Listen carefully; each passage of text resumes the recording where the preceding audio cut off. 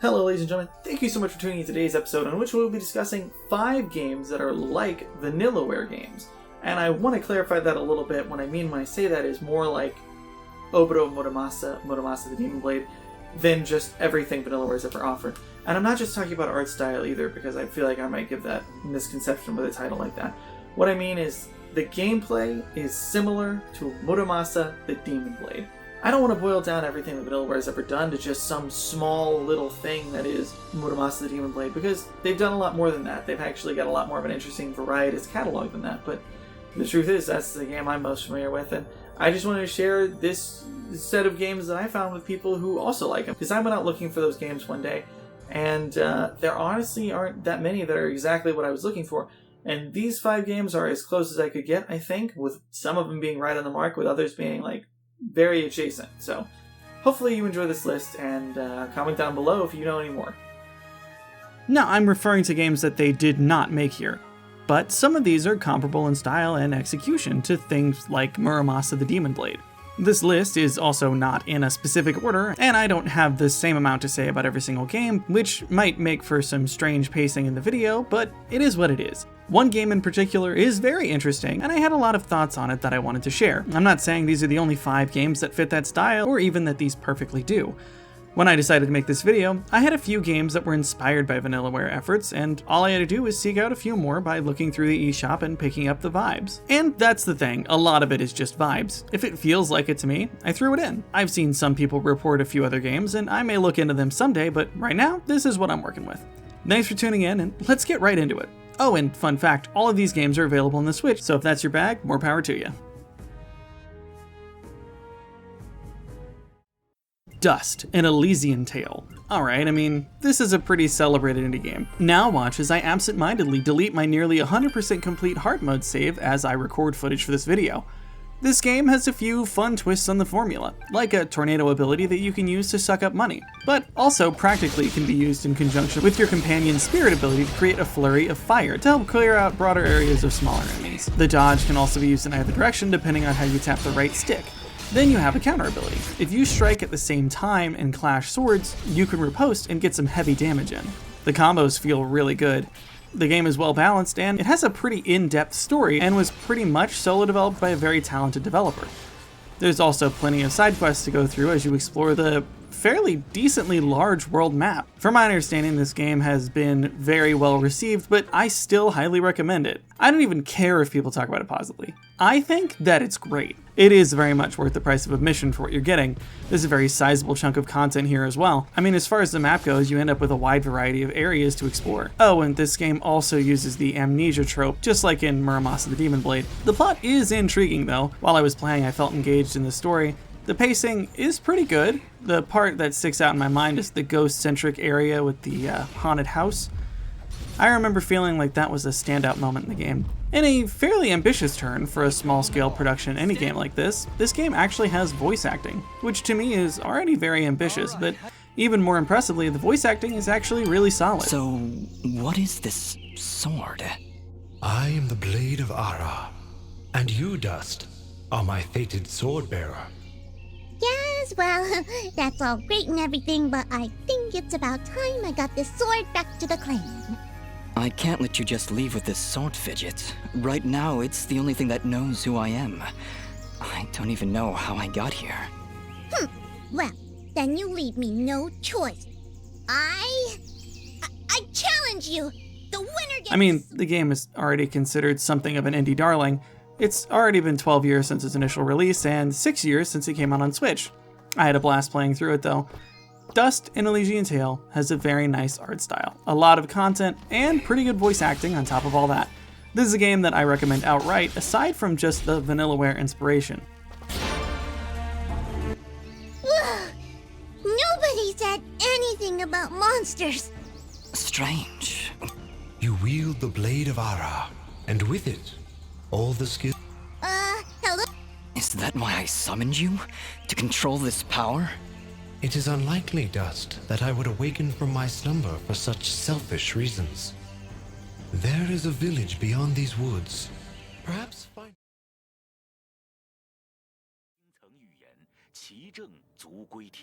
Bladed Fury. Bladed Fury is going to call to mind Muramasa the Demon Blade probably the most directly of all the games we'll talk about today. The reason being is that it shares the same painterly art style with the Vanillaware classic, but rather than being a Japanese game such as Oboro Muramasa, the game is Chinese and also developed by a Chinese studio known as Next Studio. The funniest part of this whole thing is that Next Studio is owned by Tencent, which is intrinsically amusing considering the plot and resolution of this game. The way the combat works is pretty straightforward. You have a quick light attack and a heavy slow attack. The quick light attack looks like an attack from Odin's Sphere, and the heavy attack looks more like something from Demon Blade. They're both pretty useful. As you play, you unlock new abilities by spending experience points on them. There are innate abilities, abilities for the light swords, and abilities for the heavy swords, and then general health upgrades and things of that ilk. The game is relatively technically sound, at least on the PS4 port.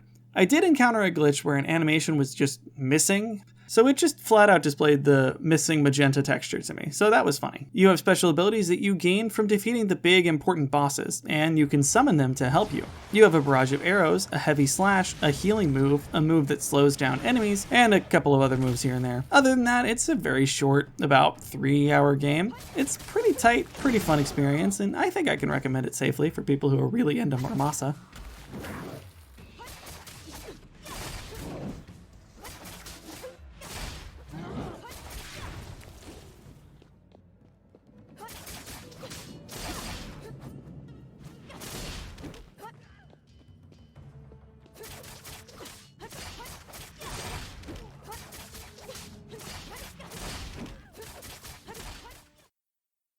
Icy. So, this game is called Icy, but one of the major gimmicks of this game is that it has many alternate endings, and one of those alternate endings is called Yusi. And as Yusi, I found that ending pretty much right away because all my footage labels the main character as Yusi. It also, in a sort of superficial way, tries to tap into many existential ideas. It has references to the King in Yellow and cosmic horror ideas as part of its meta-narrative. Now, I don't exactly want to spoil the whole experience, and the game itself is actually a decent amount of fun. It does sort of feel like they were working on a different game and eventually decided to just rescope by taking everything that they had already developed and creating a meta-narrative that fits around those areas and mechanics. I feel like I might need to further elaborate on my feelings on this because, to clarify, I do like this game. I think it's a lot of fun. But the problem that I have with it is that it feels like it invokes some rather big ideas like the King in Yellow and Cthulhu mythos without necessarily following through in a way that feels substantive enough. I do really think that the game actually executes pretty well on story and gameplay. I don't want to sound like I'm being super negative about it. I think it's a really clever game and I love the ability to outright ignore the narrator and just do whatever. I wish more games would have stuff like that. I think that it's a lot of fun as an idea and that part is done rather well here. I haven't 100% completed it myself either, so maybe I'm missing some sort of final thread that would close the loop for me, but it's hard to say. The game itself is fun, and the multiple endings are fun too. Some can be achieved in as short as a few minutes, while others can take pretty much the whole playthrough. Icy has a pretty decent and fun expandable moveset though. This game also has a sort of counter ability. If you dash into enemies and attack with good timing, you can create an opening to do extra damage by flurry rushing the enemy. Another cool mechanic is that when dealing damage at certain increments, you will have a chance to do a quick time event that flurry rushes the enemy as well. When doing this move, you regain some of your health back, which is a great way to stay alive on the harder modes because it forces you to utilize major mechanics, which are stylish and cool looking anyway. I like the way the game looks generally, although the puppeteered nature of Icy's animations kind of feel a little cheap. Come to think of it though, that kind of works in the game's plot, that they're puppeteered. Actually, come to think of it, the piecemeal nature of the game as a whole also kind of works in its plot. If my theory is correct, they really did cover their butts when they reworked the game. It's a pretty fun game with pretty solid mechanics and an interesting plot that can feel a little forced at times, but I'd still say it's pretty fun. And again, since I've been talking about voice casts, this game actually features a narrator, but a lot of people seem to complain about him and recommend that if you're going to play the game with him on at all, then you should play with the Japanese narrator instead. I honestly think they both sound fine, but it's really going to be up to you. If enough people are interested, I can do a more full review of Icy someday. So let me know down below.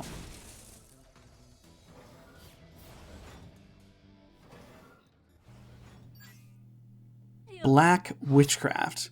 When I started playing this game, I felt like it was something like a 7 out of 10.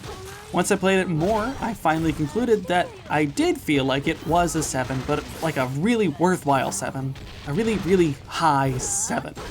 There's a lot that I love about it. Like, for one, it's just really earnestly and lovingly made to be exactly what it is, and I really appreciate that. I think it has some flaws, but I also think there's a lot of passion here, and anything else the developer comes out with is something that I will excitedly check out. One thing that I think is a mistake with these style of games is withholding the dash ability to be an unlockable.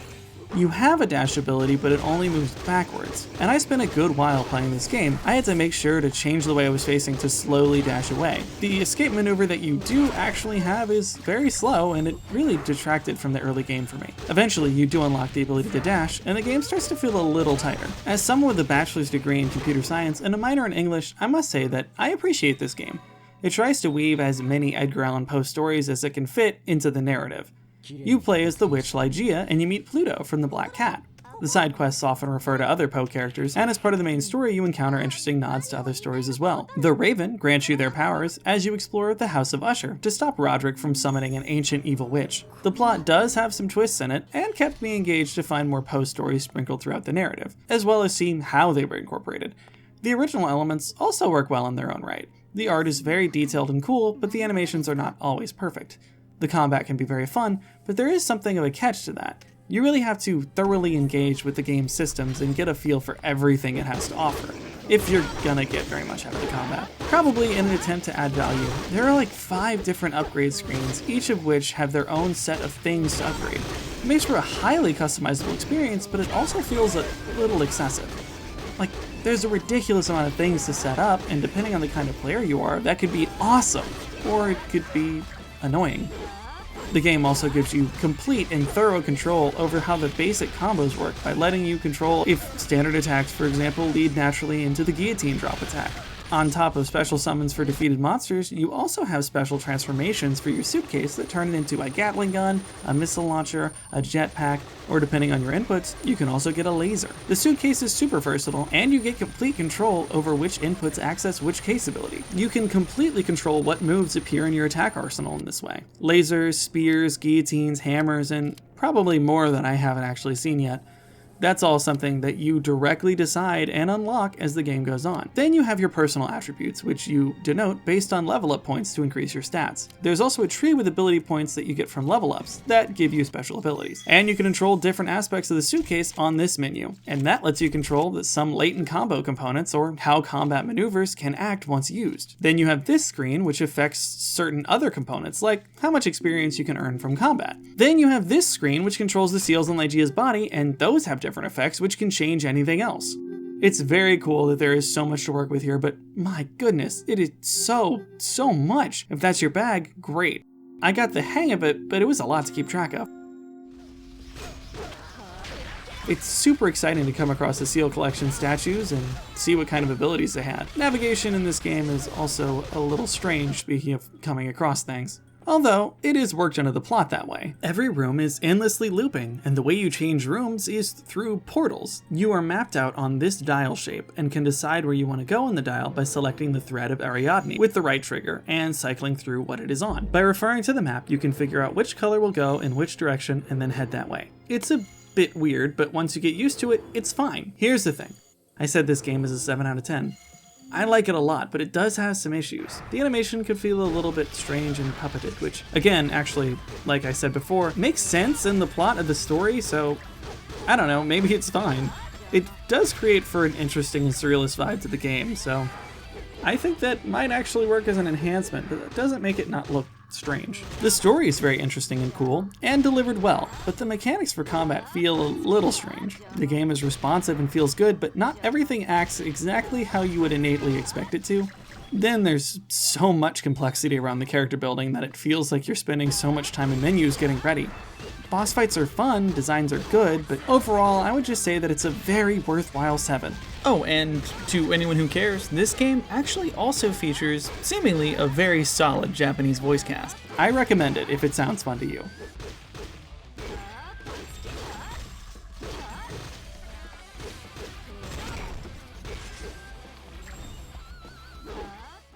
And lastly, Sword of the Vagrant. Sword of the Vagrant, or the Vagrant, or whatever they're calling it right now. This one probably feels the most similar to Muramasa the Demon Blade. It feels like it mostly directly pulls the gameplay stylings, but in a more fantasy medieval setting. Also, I'm happy to say that the equipment changes are actually illustrated on the character, swords are different, and so is armor. There is a cool element system where weapons can be imbued with fire or electricity and ice, I think. The different moves are cool and they feel good to use. The game has a pretty straightforward level up map where you decide points towards abilities and buffs for your character. The plot is pretty good and the art is nice. The animation is definitely one of the better ones that I talk about in this video.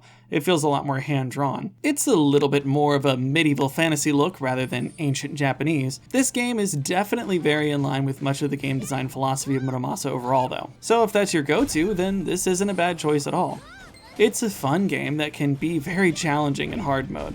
When I made it to the first major boss on hard mode, I straight up thought it was an optional boss because I was having such a rough go of it. I figured that it had to be bonus content to return to later, but eventually I managed to tough it out and beat all of his health bars. And I really had to figure out what I was doing and what abilities to equip in the ability map. I needed to understand his pattern and I pretty much couldn't get greedy even once. It was good, it made for a fun experience.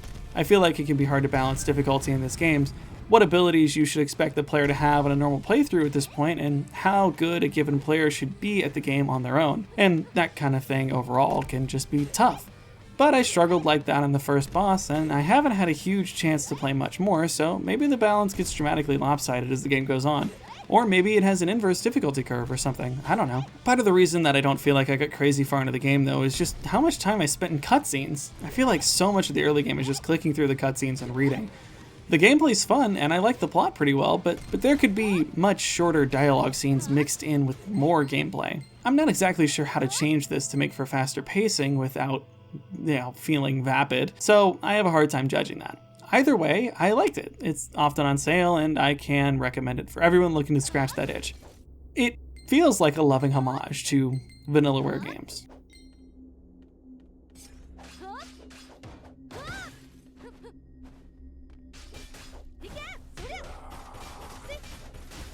So there you have it, 5 games for people who like Vanillaware. As I said before, there are a few other good ones that I've heard whispers of, but here are the ones that I found and I wanted to share with everybody. I really have gotten a good bit of enjoyment from all these games and thought it would be nice to share with people. I didn't see a video like this on YouTube, so hopefully somebody gets something out of this. Don't forget to like and subscribe for more interesting videos. I have several Wii videos already on the channel, and I'm working on a huge one right now. If you want to support the content I make and get me my first 1,000 subs, it would really help out the channel. Other than that, Jesus loves you, and so do I. Tune in next time, and goodbye.